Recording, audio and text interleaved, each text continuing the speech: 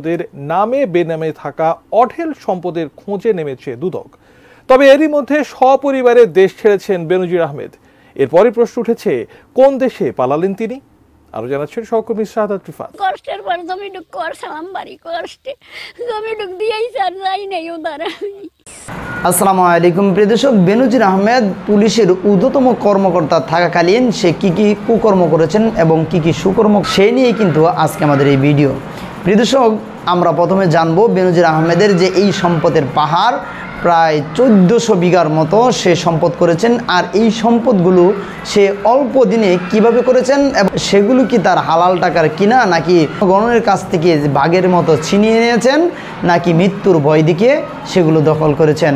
প্রেষক চলুন আমরা দুটি ভিডিও দেখব, তারপরে নিয়ে বিস্তারিত আলোচনা থাকবে।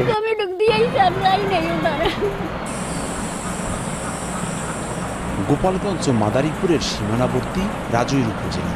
অবসরে যাওয়ার 1 মাস আগ পর্যন্ত মাত্র 2 বছরে প্রায় 90 একর জমি কেনা হয়েছে সাবেক আইজিপি বেনজির আহমেদের স্ত্রী জিশান মির্জার নামে। 113টি দলিলে কেনা এসব জমির বেশিরভাগই ফসলি জমি। এত জমি কেনার টাকা যোগান দিতে দুর্নীতি হয়েছে কিনা তা জানতে সাবেক আইজিপিকে সপরিবারে হাজির হতে তলব করেছে দুদক। আর এই সুযোগে নিজেদের উপর হওয়া জবরদস্তির বিষয়ে মুখ খুলতে শুরু করেছেন রাজৈরের ভুক্তভোগীরা। তাদের অভিযোগ, স্ত্রীর নামে জোর করে ফসলি জমি লিখে নিয়েছেন বেনজির আহমেদ, আর এতে সহায়তা করেছেন তৈয়ব আলী নামে স্থানীয় এক ব্যক্তি। জমি লিখে না দিলে নির্যাতনের শিকারও হতে হয়েছে অনেককে।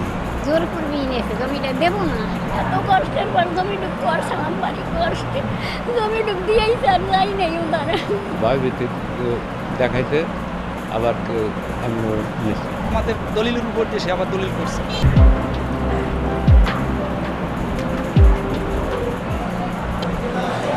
জোর করে কারো জমি লিখে নেয়া ফৌজদারি অপরাধ জানিয়ে এর শাস্তি আর প্রান্তিক কৃষকের জমি ফিরিয়ে দেওয়ার দাবি জানিয়েছেন আইনজীবীরা।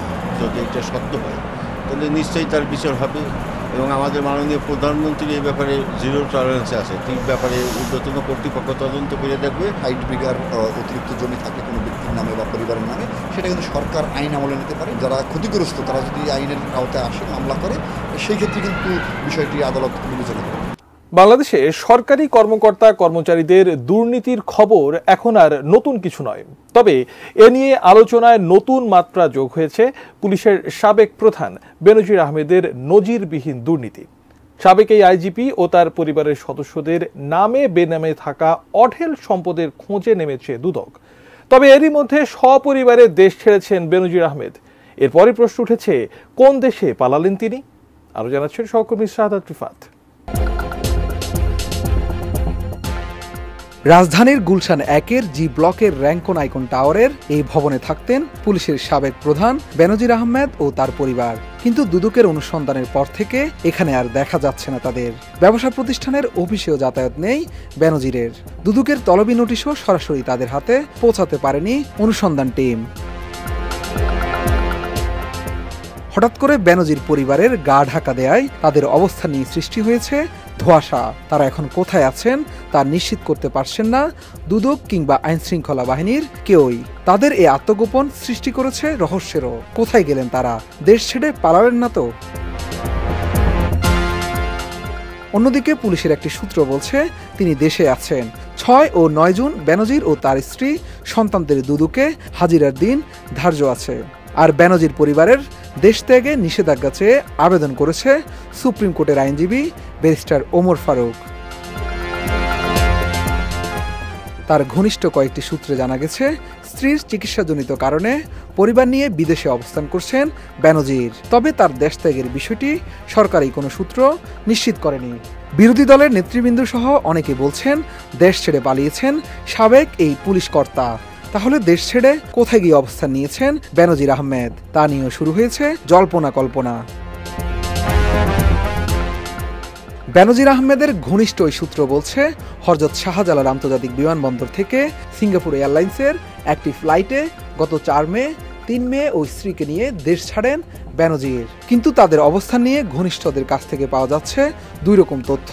কেউ বলছেন তিনি সিঙ্গাপুরে আছেন, আবার কেউ বলছেন তিনি দুবাইয়ে রয়েছেন। সূত্রটি আরও জানায়, স্ত্রী জিশান মির্জার চিকিৎসাজনিত কারণে তারা সিঙ্গাপুরে অবস্থান করছেন। অন্য আরেকটি সূত্র বলছে, বেনজির তার 2 মেয়েকে নিয়ে দুবাই রয়েছেন। ডিজাইন, এলিগেন্স, বিউটি, সেরা পণ্য সবার জন্য জেভিকো। এদিকে সম্পদের বিষয়ে জিজ্ঞাসাবাদের জন্য বেনজির আহমেদ, তার স্ত্রী ও 3 মেয়েকে তলব করেছে দুদক। গত মঙ্গলবার সংস্থাটির প্রধান কার্যালয় থেকে তাদের তলবি নোটিশ পাঠানো হয়েছে। এর মধ্যে বেনজির আহমেদ ও তার পরিবার ব্যাংক অ্যাকাউন্ট জব্দের আগেই টাকা সরিয়ে নিয়েছেন কিনা তা নিয়েও সংশয় তৈরি হয়েছে। দুদকের দেয়া তথ্যের ভিত্তিতে গত 23 মে তাদের অ্যাকাউন্ট জব্দের আদেশ দেন আদালত। বেনজিরের সম্পদের বিষয়ে যেসব সরকারি সংস্থা খোঁজ রাখছে তাদের মধ্যে একজন ঊর্ধ্বতন কর্মকর্তা গণমাধ্যমকে বলেন, গত সপ্তাহে তার অ্যাকাউন্টগুলো শূন্য করে ফেলা হয়েছে। এর আগের অভিজ্ঞতা থেকে দেখা গেছে, যখনই কেউ বুঝতে পারেন তাকে ধরার চেষ্টা চলছে, তখনই তিনি টাকা সরিয়ে ফেলেছেন। অবশ্য টাকা তুললেও নগদ রেখেছেন নাকি অন্য কারো অ্যাকাউন্টে জমা করেছেন তা বের করা সম্ভব। এর আগে দেশের সম্পদ অনুসন্ধান চলার মধ্যেই পুলিশের সাবেক মহাপরিদর্শক বেনজির আহমেদ ও তার পরিবারের সদস্যদের নামে বিদেশে থাকা সম্পদ অনুসন্ধানেও নামে দুদক। বিশেষ করে সিঙ্গাপুর, সংযুক্ত আরব আমিরাত, অস্ট্রেলিয়া, মালয়েশিয়া সহ অন্যান্য দেশে তাদের কী পরিমাণ সম্পদ রয়েছে সেসবেরও খোঁজ নিচ্ছে সংস্থাটি। সরকারের পক্ষ থেকেও বলা হচ্ছে, দুর্নীতির সাথে জড়িত কাউকে ছাড় দেওয়া হবে না। প্রিয় দর্শক, আপনারা তখন শুনছিলেন বেনজির আহমেদের কুকর্মের যে কাহিনী, সেটা শুনছিলেন, এবং তিনি কিন্তু অলরেডি দেশ থেকে পালিয়ে যাওয়ার কিন্তু সিদ্ধান্ত নিয়েছেন। এখন বর্তমানে তার কোনো খোঁজ নেই, সে কোথায় আছে কেউ কিন্তু বলতে পারতেছে না। অর্থাৎ তারা কিন্তু দেশ থেকে পলায়ন করেছে, এই কথাটা কিন্তু শোনা যাচ্ছে। বাস্তবত এটাই সত্য হবে, কারণ যেভাবে তিনি জনগণের কাছ থেকে হিংস্র প্রাণীর মতো ছিনিয়ে সম্পদ নিয়ে গেছেন তার নামে, তার বোন নামে এবং তার মেয়ের নামে যে সম্পদগুলো করেছেন, সেটি কিন্তু পরিপূর্ণ অবৈধভাবে করেছেন। এবং মানুষের যে তার কারণে যে মানুষ কষ্টে পড়েছেন, অর্থাৎ যারা খেটে খাওয়া মানুষ, যারা সোনালি ফসল জমিনে ফলায়, তাদের সম্পদগুলো কিন্তু সে ছিনিয়ে নিয়েছেন এবং তাদের কিন্তু বিপদে মোটামুটি এক পর্যায়ে তাদেরকে চোখের পানি কান্নায় কিন্তু তারা ভেঙে পড়ছে এবং তাদের মন অশ্রু সবসময় কান্না করছে যে বেনজিরের জন্য যে সে আমাদের সম্পদটা ছিনিয়ে নিয়ে গেছেন। তাদের মনে কিন্তু বিশাল একটি কষ্ট রয়েছে, আর এই জনগণকে কষ্ট দিয়েই কিন্তু আজকে বেনজির আহমেদের এই পরিস্থিতি।